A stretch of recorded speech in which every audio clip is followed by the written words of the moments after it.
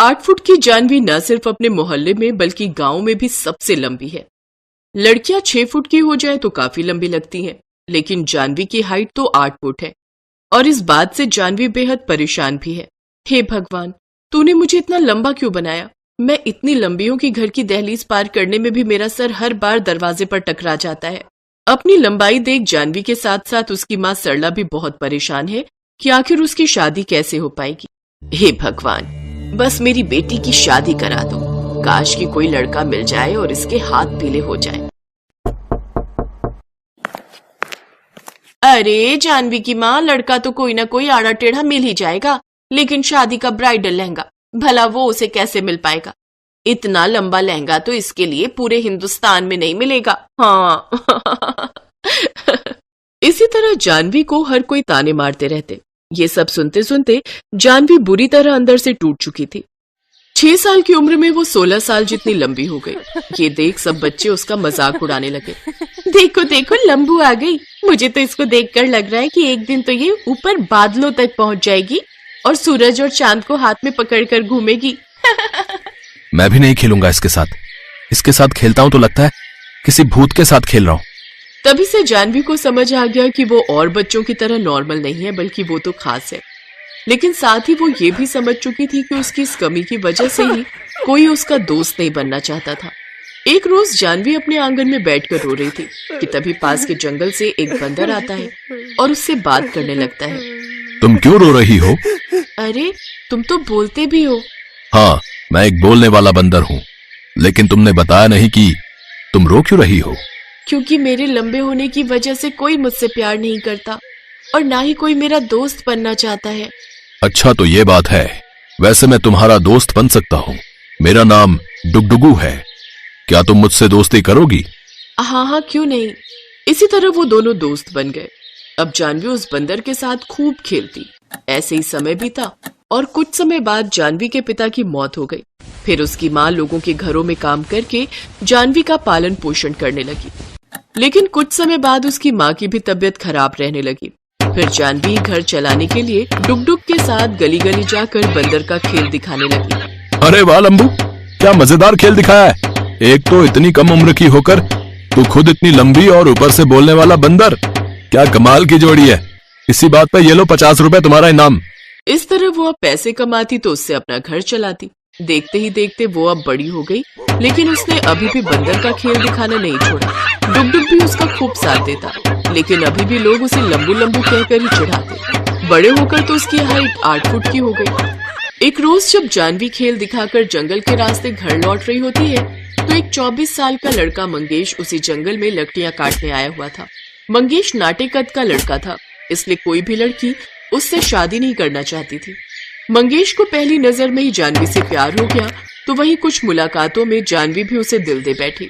जानवी, हम दोनों ही इस दुनिया के लिए नालायक हैं, तो क्या तुम मुझसे शादी करोगी?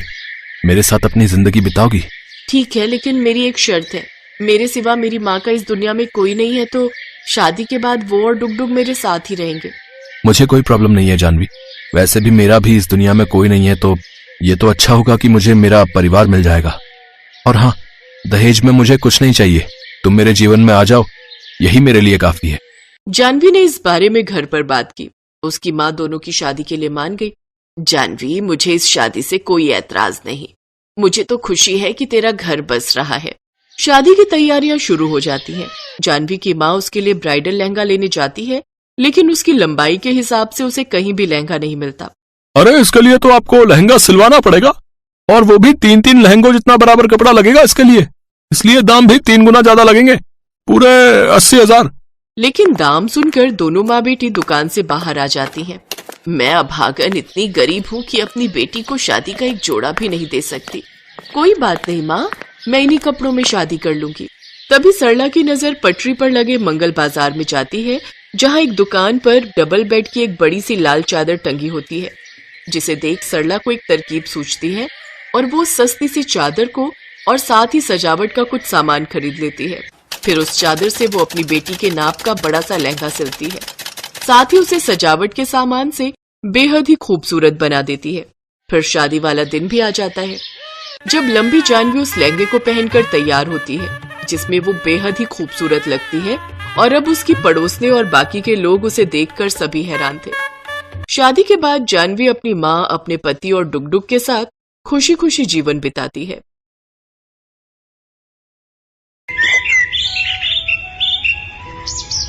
आरती को बचपन से कुछ भी नहीं मिला। उसे ना ही किसी का प्यार मिला और ना ही कोई खिलौने, क्योंकि वो काली थी। दूसरी तरफ आरती की सौतेली बहन पायल को सब कुछ मिला। वो गोरी थी और उसके माता पिता उससे बहुत प्यार करते थे। इसलिए आज जब दोनों बहनों की शादी है तब पायल को 1 लाख का लहंगा मिला और आरती को कुछ मिला ही नहीं। आरती बस बैठकर ये सोचने लगी कि मेरे पास तो कुछ भी नहीं है, शादी का लहंगा नहीं है, क्या पहनकर मंडप में जाऊंगी मैं। आरती के पास लहंगा तो दूर, एक अच्छी साड़ी तक नहीं थी। बचपन से उसके साथ यही होता आया है। आरती की माँ आरती को जन्म देते हुए ही मर गई थी। आरती काली पैदा हुई थी, ये देखकर उसके पिता ने कहा था, अरे ये तो कोयले से भी काली है, ये कैसी बेटी पैदा करी है इसने। हरिहर को आरती पसंद नहीं आई। उसे काली बेटी नहीं चाहिए थी, इसीलिए 1 हफ्ते के अंदर उसने फिर से शादी कर ली। आरती की सौतेली माँ का नाम रत्ना था और रत्ना ने 1 साल के अंदर एक गोरी बेटी को जन्म दिया। हरिहर की खुशी का ठिकाना नहीं रहा। अरे ये हुई ना बात, बेटी हो तो गोरी हो, काली तो कुतिया भी होती है। हरिहर ने उसका नाम पायल रखा और पायल को माँ बाप दोनों का प्यार मिलने लगा। आरती को मिला तो सिर्फ और सिर्फ घृणा। उसकी सौतेली माँ उससे कहती थी, तेरा मुंह देखकर मेरी भूख मर जाती है, खाने के समय मेरे सामने मत आया कर। रत्ना, हरिहर और पायल एक साथ एक परिवार की तरह इकट्ठे बैठकर खाते थे, लेकिन आरती को वहां जगह नहीं मिलती थी। उसे रसोई में बैठकर खाना पड़ता था, वो भी सूखे चावल। खाना खाते हुए आरती हर रोज रोते हुए अपनी माँ को याद करती थी। माँ, आप मुझे अपने साथ लेकर क्यों नहीं गई? माँ, मैं आपके पास आना चाहती हूँ, भगवान मुझे ऊपर बुला लीजिए, मुझे अपनी माँ के पास जाना है। एक तो सौतेली, ऊपर से काली। ऐसी लड़कियों के नसीब में सिर्फ और सिर्फ दुख, दर्द और पीड़ा ही लिखा हुआ है। ये बात आरती बहुत पहले समझ गई थी। ऐसे ही वो बड़ी होने लगी। पायल को प्यार मिलता रहा और उस वजह से वो घमंडी बन गई और वो दोनों जवान हो गए। दोनों की शादी की उम्र हो गई। घर में पायल की शादी की बात चलने लगी। बेटी, अब तेरी शादी की उम्र हो गई है ना, तुझे शादी करनी होगी, उसके बाद तेरे बच्चे होंगे। माँ, अब भी ना। हमारी बेटी शर्मा गई। वहां आरती आई और बोली, हाँ बहन, तू बहुत खूबसूरत लगेगी। आरती को देखकर पायल गुस्सा हो गई। आ गई तू? हमारी एक पल की खुशी तुझसे देखी नहीं जाती है क्या? अपनी गंदी शक्ल लेकर चली आई यहां। लेकिन बहन, मैंने ऐसा क्या बोल दिया? पहली बात तो मुझे बहन कहना बंद कर। मैं तेरी बहन नहीं हूं, तू इस घर की नौकरानी है। मैं कोई नौकरानी की बहन नहीं हूं। जा, भाग यहां से, जाकर खाना बना। अरे, खाने से याद आया, कल पायल को देखने के लिए लड़के वाले आ रहे हैं। आरती, उनके लिए बहुत सारा खाना बनाना, समझ गई?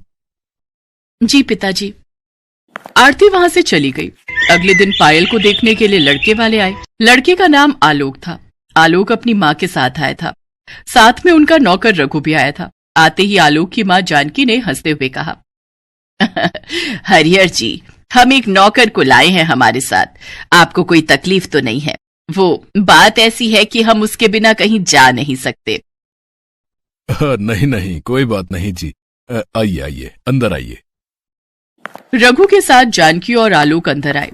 रघु भी बचपन से उन लोगों के साथ ही है। जानकी और आलोक सोफे पर बैठ गए और रत्ना पायल को लेकर हाजिर हो गई। वाह, पायल तो दिखने में बहुत अच्छी है। अरे वाह बेटा, एक नजर में पसंद भी कर लिया। वो लोग बैठकर गप्पे शप्पे लड़ाने लगे और तभी आरती खाना लेकर आ गई। ये लीजिए, आप लोगों के लिए खाना लाई हूं, खा लीजिए, नहीं तो ठंडा हो जाएगा। हरिहर जी, ये कौन है? ये हमारे घर की नौकरानी है। अच्छा, पायल बेटी, तुम्हें खाना बनाना आता है ना? पायल को खाना बनाना नहीं आता था, इसीलिए वो चुप रही। जानकी और आलोक ने आरती का बनाया हुआ खाना खाया और उन लोगों को बहुत अच्छा लगा। वाह वाह, खाना तो बड़ा स्वादिष्ट है, लेकिन हरिहर जी, ये तो आपकी नौकरानी ने बनाया है, लेकिन मुझे आपकी बेटी के हाथ का कुछ खाना है। वो असल में मेरी बेटी को खाना बनाना नहीं आता है। तो फिर ये शादी नहीं हो सकती। शादी के बाद हम खाएंगे क्या? तभी हरिहर के दिमाग में एक आइडिया आया। क्यों ना रघु के साथ आरती की शादी कर दी जाए। आरती भी आपके ही घर में चली जाएगी और हर रोज खाना बनाकर खिलाएगी। सभी शादी के लिए मान गए। आरती और रघु से किसी ने एक बार भी नहीं पूछा। हरिहर ने एक तीर से 2 निशाने मार दिए। दहेज के बिना आरती की शादी नहीं होने वाली थी, लेकिन अब आरती को विदा करने के लिए हरिहर को एक्स्ट्रा पैसे खर्च करने की जरूरत नहीं पड़ेगी। शादी का दिन नजदीक आने लगा और पायल ने 1 लाख का लहंगा खरीद लिया। आरती ने कहा, पिताजी मेरे लिए लहंगा नहीं खरीदा आप लोगों ने? तू लहंगा पहनकर क्या करेगी? नौकरानी को लहंगा पहनना है, हाँ? सभी ने हंसते हुए आरती की बात को टाल दिया, लेकिन आरती को पता था कि शादी जिंदगी में सिर्फ एक ही बार होती है। मुझे भी लहंगा चाहिए। 1000 का लहंगा हो तो भी चलेगा। तेरे लिए 1 रुपया भी खर्च नहीं करूंगा मैं। पता नहीं कहां से आ गई तू। तुझे तो अफ्रीका के जंगलों में होना चाहिए था। और ऐसे ही शादी का दिन आ गया। पायल लहंगा पहनकर तैयार होने लगी, लेकिन आरती के पास पहनने के लिए कुछ भी नहीं था। वो अपनी माँ की फोटो के सामने खड़ी होकर रोने लगी। माँ, क्या ऐसी शादी होगी मेरी? न लहंगा न अच्छे कपड़े। यहाँ क्यों रख के गई मुझे माँ? उत्तर दो माँ, उत्तर दो। तभी अचानक से आरती को उसकी माँ की आवाज सुनाई दी, जैसे कि आकाशवाणी हो रही हो। बेटी, मैं तेरी माँ हूं। तेरे बारे में तो मुझे सोचना ही पड़ेगा। बिस्तर के नीचे एक ट्रंक है, उसके अंदर मेरी शादी का लहंगा है। उसे निकाल कर पहन ले। माँ कहाँ हो आप? तेरे दिल में हूं बेटी। अब जल्दी से लहंगा पहन ले। आरती ने बिस्तर के नीचे से ट्रंक निकाला और उसमें से लहंगा निकालकर पहन लिया, और पहनते ही एक चमत्कार हो गया। आरती काली से गोरी हो गई। वो इतनी सुंदर हो गई कि खुद को आईने में देखकर उसके खुद के होश उड़ गए। क्या मैं इतनी सुंदर हूं? लेकिन कैसे? ये माँ का प्यार है बेटी। अब जा, शादी के मंडप में जा। शादी के मंडप में आलोक खड़ा हुआ था। पास में ही रघु भी खड़ा हुआ था। पायल मंडप में पहुंची और उसके बाद आरती वहां पहुंच गई। आरती को देखकर सबके होश उड़ गए। क्या? आरती गोरी कैसे हो गई? क्या? ये नौकरानी इतनी सुंदर कैसे हो गई? ये तो पायल से भी सुंदर हो गई है। आरती ने रघु का हाथ पकड़ा और अचानक से रघु भी लंबा और गोरे मर्द में बदल गया।